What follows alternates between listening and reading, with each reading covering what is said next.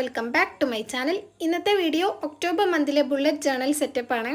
അപ്പോൾ കോഫി തീമിലാണ് കേട്ടോ ഇപ്രാവശ്യം ഞാൻ സെറ്റ് ചെയ്തിട്ടുള്ളത്. അതാണ് ഇൻട്രോയിൽ നിങ്ങൾ കോഫിയൊക്കെ കണ്ടത്. പിന്നെ വീഡിയോ സ്റ്റാർട്ട് ചെയ്യുന്നതിന് മുന്നേ പ്രത്യേകം പറയാനുള്ളൊരു കാര്യം, ഇത് ഞാൻ പെട്ടെന്ന് എടുത്തിട്ടുള്ളൊരു വീഡിയോ ആണ് കേട്ടോ.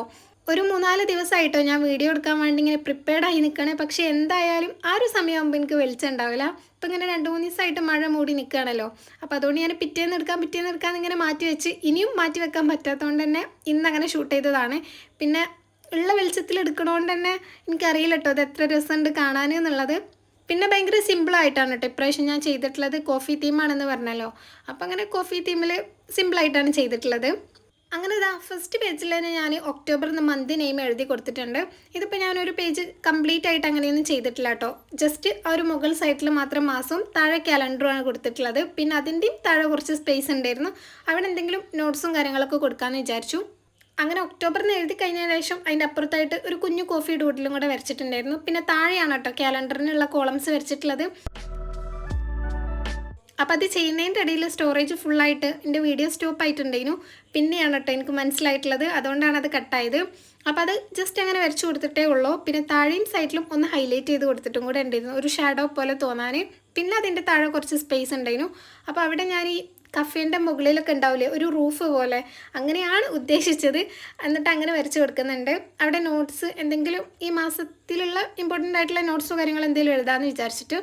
എന്നിട്ട് അതിൻ്റെ അപ്പുറത്തായിട്ടും കുറച്ച് സ്പേസ് ഉണ്ടായിരുന്നു, അപ്പോൾ അവിടെയും ഒരു കുഞ്ഞു പിക്ചർ വരച്ച് കൊടുത്തിട്ടുണ്ട്.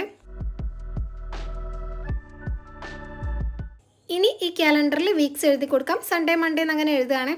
ഈ വീക്സ് എഴുതിയപ്പം വലിയ പ്രശ്നമല്ലായിരുന്നു, പക്ഷേ ഡേറ്റ് എഴുതി പകുതി എത്തിയപ്പോഴാണ് എനിക്ക് മനസ്സിലായത് അത് തെറ്റിയിട്ടുണ്ട്, പാളിപ്പോയി എന്നുള്ളത്. പിന്നെ ഞാനത് മാറ്റി എഴുതണം എന്നുണ്ടെങ്കിൽ ഒന്നെങ്കിൽ പേജ് വരച്ച് വേറെ എഴുതണം, അല്ലെങ്കിൽ ആ ഡേറ്റൊക്കെ മായ്ച്ച് വൈറ്റ്നറൊന്നും ഇല്ലാത്തതുകൊണ്ട് തന്നെ പെന്ന് വെച്ച് മായ്ക്കുമ്പോൾ വൃത്തികേടല്ലേ. അപ്പോൾ ഞാൻ കരുതി എന്തായാലും ഇപ്പം അങ്ങനെ നിൽക്കട്ടെ, സമയമല്ലല്ലോ. അപ്പോൾ ഞാനത് അങ്ങനെ തന്നെ ആ ഡേറ്റ് അങ്ങനെ തന്നെ കീപ്പ് ചെയ്തിട്ടുണ്ട്.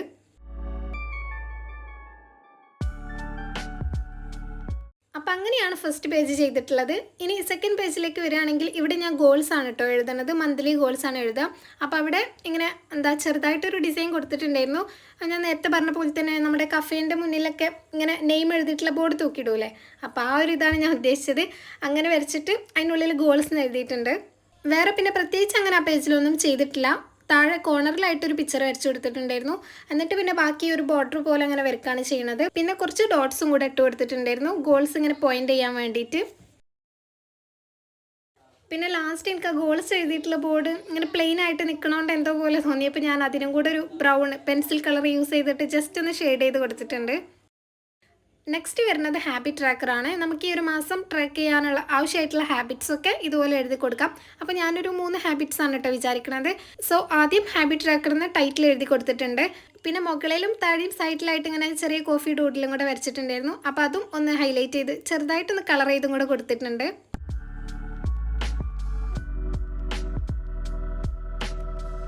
ഇനി ഹാബിറ്റ്സ് എഴുതാനുള്ളത് ഞാനിങ്ങനെ 3 കോളാണ് വരച്ചിട്ടുള്ളത് എന്ന് പറഞ്ഞല്ലോ. അപ്പോൾ അതും ഇങ്ങനെ ഫ്രീ ഹാൻഡ് ആയിട്ടാണ് കേട്ടോ വരച്ചിട്ടുള്ളത്, സ്കെയിലൊന്നും യൂസ് ചെയ്യണില്ല. എന്നിട്ട് ജസ്റ്റ് ആ ഒരു ബ്രൗൺ പെന്ന് യൂസ് ചെയ്ത് വരച്ചതിന് ശേഷം പിന്നെ വേറെ നമ്മുടെ ഹൈലൈറ്റർ യൂസ് ചെയ്തിട്ട്, അതായത് ബ്രഷ് പെന്ന് യൂസ് ചെയ്തിട്ടൊന്ന് ഷാഡോ പോലെ ചെയ്തിട്ടുണ്ടായിരുന്നു. എന്നിട്ട് ഇതാ ഞാൻ 2 മാത്രം ഇപ്പോൾ ഡേറ്റും കൂടെ ഒന്ന് എഴുതിയിട്ടുണ്ട് കേട്ടോ. ബാക്കി പിന്നെ വീഡിയോ എടുത്ത് കഴിഞ്ഞിട്ട് ചെയ്യാമെന്ന് വിചാരിച്ചിട്ട്. ഞാൻ പറഞ്ഞല്ലോ ഞാൻ പെട്ടെന്ന് വീഡിയോ തീർക്കണം എന്നുള്ള ഉദ്ദേശത്തിലാണ് ചെയ്യണത്, കാരണം ഇരുട്ടായിട്ട് ഇങ്ങനെ വരുന്നുണ്ടായിരുന്നു. അപ്പോൾ ഇനിയും ഇത് ഷൂട്ട് ചെയ്യുന്നത് ലേറ്റ് ആക്കാൻ പറ്റില്ല എന്ന് വിചാരിച്ചിട്ട് അങ്ങനെ പെട്ടെന്ന് തട്ടിക്കൂട്ടി ചെയ്യുകയാണ്. ഇനി നെക്സ്റ്റ് മൂഡ് ട്രാക്കറാണ്. അപ്പോൾ ഇത് ഞാൻ അധിക പ്രാവശ്യം മന്ത്ലി ജേർണലിൽ എഴുതലില്ല കേട്ടോ, പക്ഷേ ഇപ്രാവശ്യം അങ്ങനെ വീഡിയോ ഒക്കെ എടുക്കില്ലേ, അപ്പോൾ കുറേ ആയല്ലോ ചെയ്തിട്ട്, എന്നാൽ പിന്നെ ഒന്ന് ചെയ്യാമെന്ന് വിചാരിച്ചു.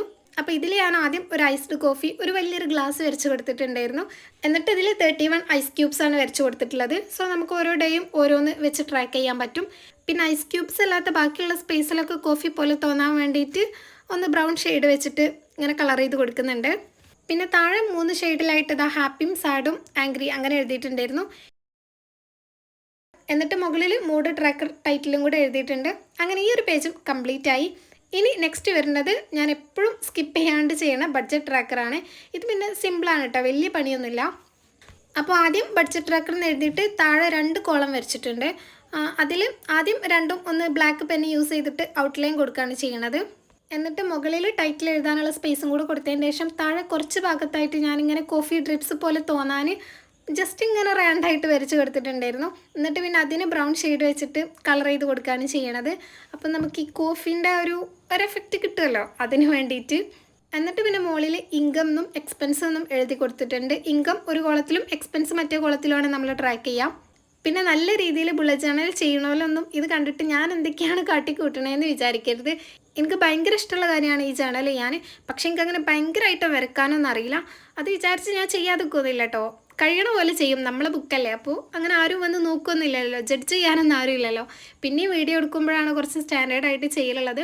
സോ നിങ്ങൾക്കും വരക്കാൻ അറിയില്ല, ചെയ്യാൻ അറിയില്ല എന്നൊന്നും വിചാരിച്ച് നിൽക്കണ്ട. നമ്മുടെ ബുക്കായതുകൊണ്ട് തന്നെ നമുക്ക് ഇഷ്ടമുള്ള പോലെ ചെയ്യാം, ഒരു പ്രശ്നമില്ല.